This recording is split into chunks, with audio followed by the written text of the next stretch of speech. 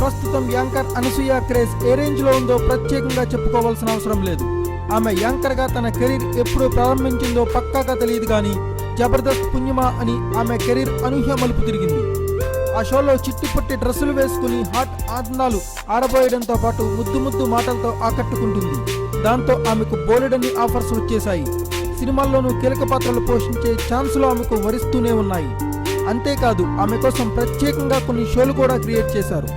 ఆ రేంజ్ లో ఈ అమ్మడు పాపులర్ అయింది. అలాంటి ఈ భామ తన రేటు పెంచకుండా ఉంటుందా? ఒక్కసారిగా అమాంతం పెంచేసింది.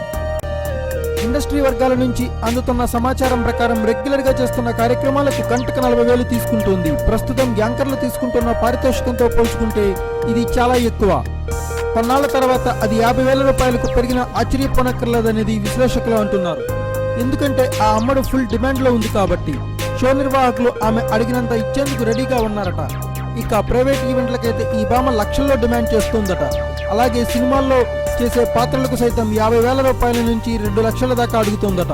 చూస్తుంటే స్టార్ రేంజ్ కి తగ్గట్లుగానే అనసూయ తన బ్యాంక్ ఖాతాలో భారీగానే జమ చేసుకుంటుందన్నమాట. Thanks for watching. Please subscribe our channel.